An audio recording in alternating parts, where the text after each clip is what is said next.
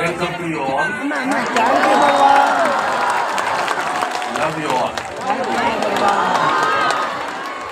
Both Amma and I are very grateful that you could all come here today. Especially when today is a working day, tomorrow again is a working day. Despite that, you have come, and also you are staying here until this late hour. So very, very grateful to you. Thank you, Baba. Amma will speak a few words briefly, then I will translate that into English. She will be speaking in Telugu. I will talk very briefly about the importance of today, how it is important for the world and how it is important for you. So I will talk about that after Amma has spoken very briefly. Yes. So we won't be holding you for long. So do not worry about that. Now,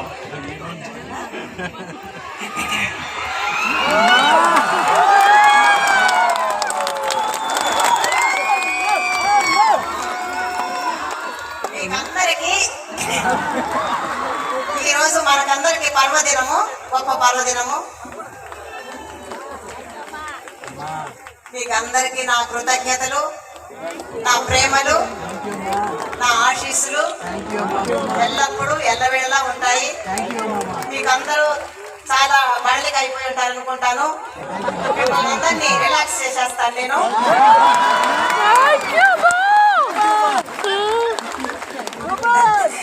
మీరు ఇంతసేపు ఉన్నందుకు మీకు నా కృతజ్ఞతలు. నేను ఈరోజు ముఖ్యంగా చెప్పదలుచుకున్నది మీకు ఇంకా ప్రారంభిస్తున్నాను. ఆడియో కూడా పెట్టా బాబు. మీ అందరి లోపల ఎందరో వ్యక్తులు ఉన్నారు కదా, ఆ వ్యక్తులందరూ అంటే వ్యక్తిత్వాలు అర్థం. ఒక్కొక్క వ్యక్తిలో ఆ వ్యక్తిత్వాలు సంభాషించుకునేది మీరు చూడగలుగుతున్నారు కదా. ఆ చూడగలగాలంటే సాక్షి భావం జరగాలి. ఎప్పుడైతే ఒక్కొక్క వ్యక్తిలో సాక్షి భావం జరుగుతుందో ఏకత్వం ఉద్భవిస్తుంది, అంటే వన్నెస్.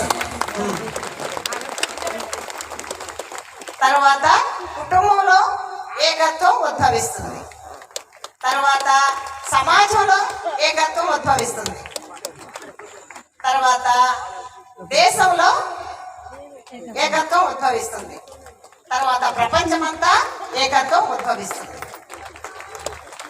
ఈ ప్రపంచమంతా ఏకత్వం ఉద్భవిస్తుంది కదా, అది ప్రత్యేకంగా ఇంకా శక్తివంతంగా ఏకత్వం ఉద్భవిస్తుంది. ఇవన్నీ జరిగిన తర్వాత మళ్ళీ లాస్ట్ నుంచి రివర్స్ వస్తున్నాను నేను.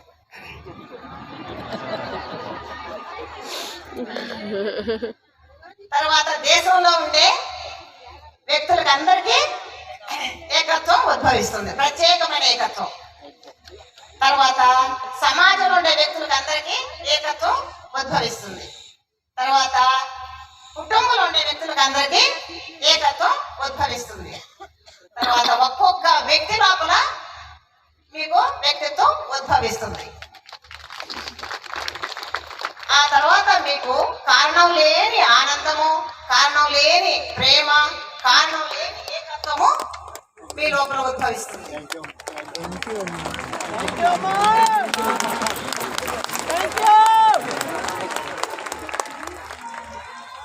ఇదంతా జరగాలంటే మీ లోపల సాక్షిభావము జరగాలి.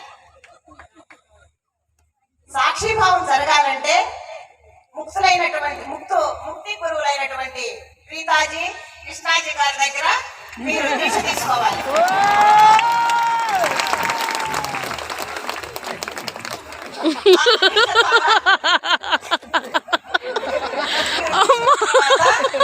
మీ ద్వారా ప్రపంచమంతా వ్యాపిస్తుంది.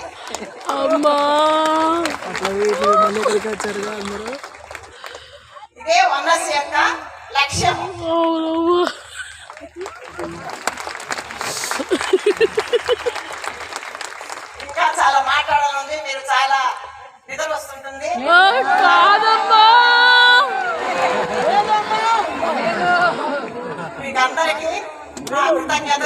అమ్మ నా మాట్లాడండి. హృదయపూర్వకమైనటువంటి ఆశీస్సులు ఎల్లవెళ్ళ ఎల్లవస్థలా మీతోనే ఉంటాము. థ్యాంక్ యూ అమ్మా. మరి సెలవు తీసుకుంటున్నాను. మీకు అందరికీ నా ముద్దులు.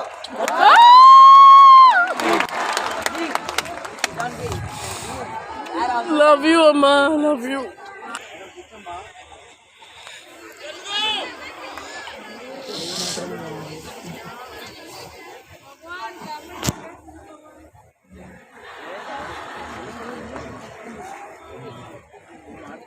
ఏమైంది joke?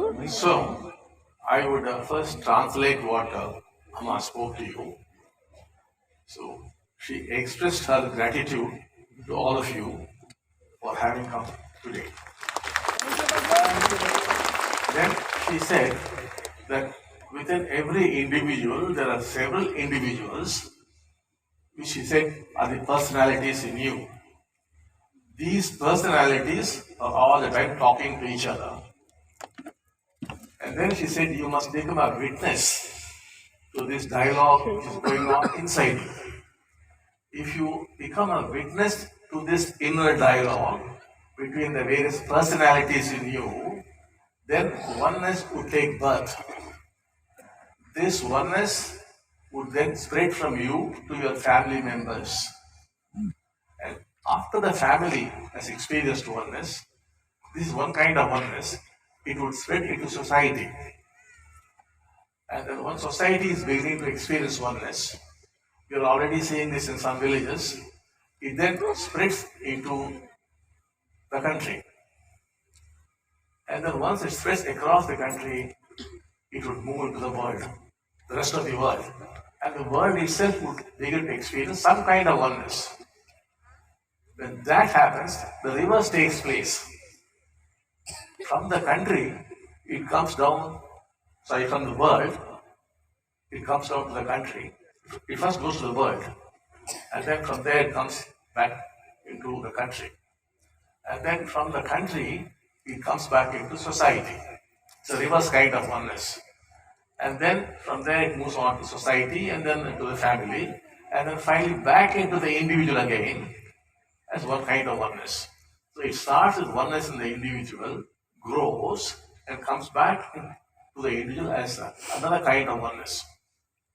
When the whole process is complete, you have achieved a certain kind of oneness, which leads to everything becomes causeless now.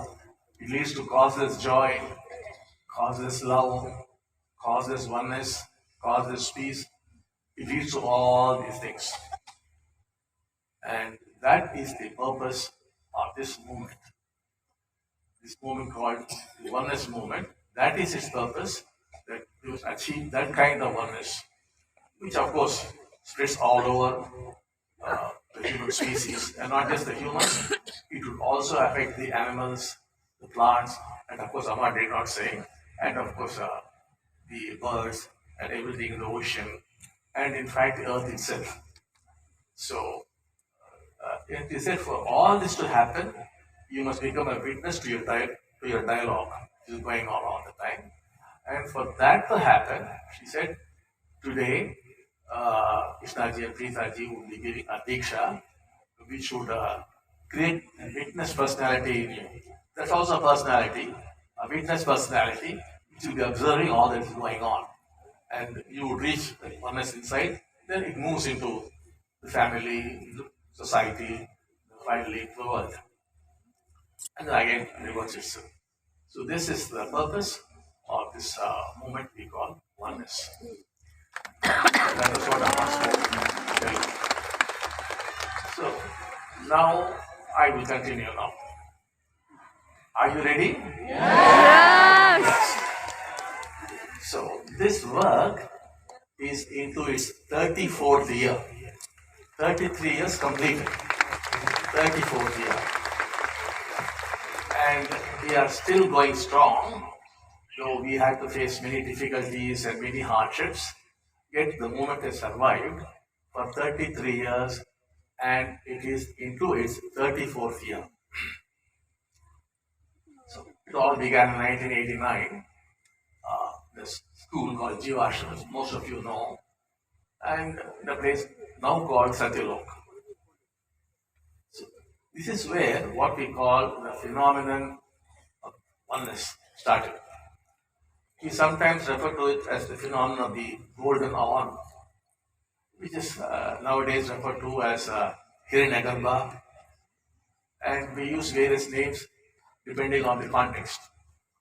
Now, essentially, this golden ball of divine grace or Hiranyagarbha are the same only. Of course, Hiranyagarbha is referred to in the Rig Veda, which is supposed to be currently about 11,000 years old.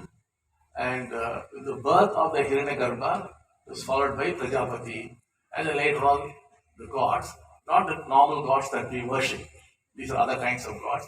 They came into existence, and everything began to happen. Now, what happened was in the year 89, first this golden orb or Hiranyagarbha descended. Now, in the Rig Veda it is said, after that comes Prajapati, Alpha. Ishvara becomes Prajapati. Now, in the school, what happened? But became Prajapati in Krishna. So, then, in the course of a conversation, we found out that he's having Prajapati inside him. Then we asked him, could you give it to others? He said, certainly I can give it. To the other children of the school. So they all got Prajapati. This Prajapati then, for each one, Prajapati said, I am housed in Krishna.